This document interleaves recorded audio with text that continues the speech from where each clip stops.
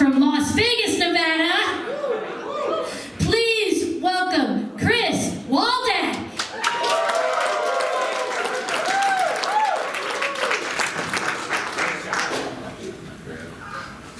Boom.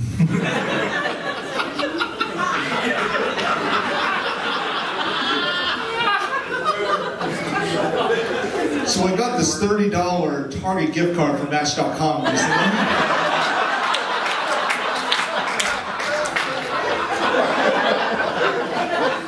Weird thing is, it was from my mom. My name's Chris Waldeck. I'm 30 years old and I'm autistic.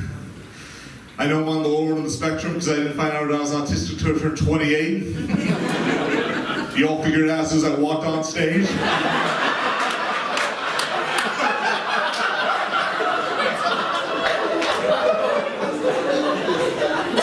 Do you know what age most kids find out they're autistic? 2. I didn't find out until I turned 28. What the fuck were my parents doing?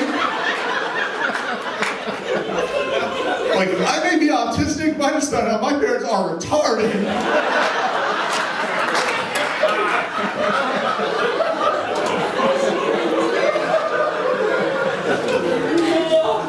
My dad's name is Gerald, so it's safe to say I'm one of Jerry's kids.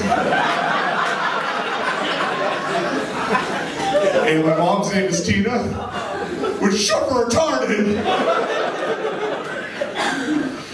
Before I came to Vegas, I grew up over in Florida, which is probably why it took me so long to find out I was autistic. You see, the healthcare system's very different in Florida. When I moved around, talked a little funny in Florida, I was just the talk of the town, the good old boy. As soon as you leave Florida, well, everywhere else is just called autism. But there are a lot of similarities and a lot of differences between growing up in Florida and growing up in Vegas. For example, some similarities. Drinking and driving in Florida and drinking and driving in Vegas are both just called driving. And when your food gets stolen in Florida and when your food gets stolen in Vegas, in both places it's just called DoorDash. And in both places, Florida and Vegas, the people are on what are called plant-based diets. It's called cocaine. Oh yeah, a lot of cocaine in Vegas. There's actually so much cocaine in Vegas, off strip, that when locals hear that there are bumps in the road, they don't even bring construction equipment, they just bring straws. And now that marijuana is legal in Nevada, you know what that means? When you run over a pothole, it really is a pothole. That's right, marijuana has had such an impact in Vegas that now we can look at a $650 million hotel and we can just one day just say, you are now a Dorito. That was a long sword joke. There are some big differences though between growing up in Florida and growing up in Vegas. For example, I'm a huge nerd, it may be kind of tough to tell, but growing up in Florida, except by my voice, I know. Growing up in Florida, I used to play a game. In Florida, this was a game that was called Dungeons and Dragons. And now when I play Dungeons and Dragons in Vegas, now it's a swingers club. Much smaller dragons, though. Another big difference between growing up in Florida and growing up in Vegas is dating. When I attempted to date in Florida, I used Tinder and Bumble. But now that I date in Vegas, I find myself using Cash App and Venmo.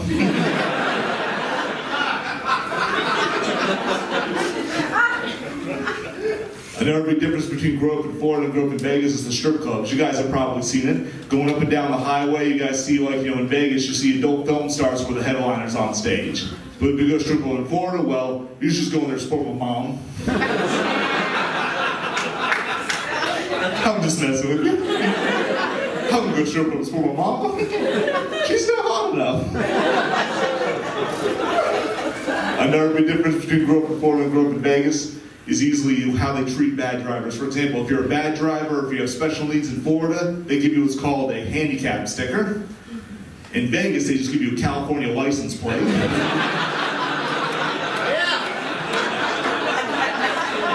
Any Californians in here? Heard a few woos. Let me tell you, I got nothing against California. I make my jokes. You guys got everything. You guys got beautiful women. You guys got money. Awesome cars. Beaches. But my God, you have some shitty drivers. I'm just putting that out there. Like seriously, like I don't understand how California is the place where Google and Apple Maps come from, but you drive like it's your first time using MapQuest.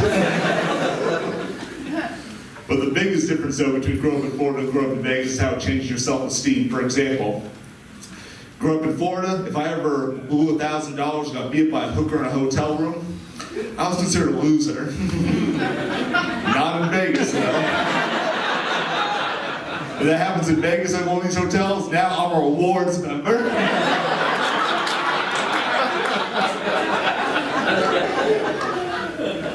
I know you guys are just listening to my set right now and be like, man, this is the most awkward timeshare presentation we've ever been to. And some of you are like, I thought the subway guy was in jail.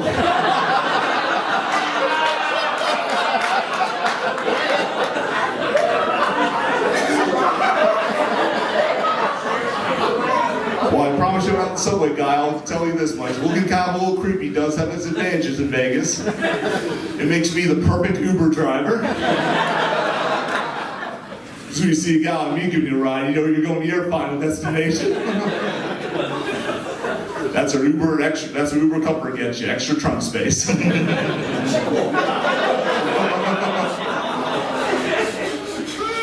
Oh man, but you guys have probably noticed I kind of have this weird kind of like little twitch thing that I do. It's both a pro and a con to be on the spectrum. You see, on one hand, it's always good because everyone my jokes doesn't land. I always got one hand clapping for me.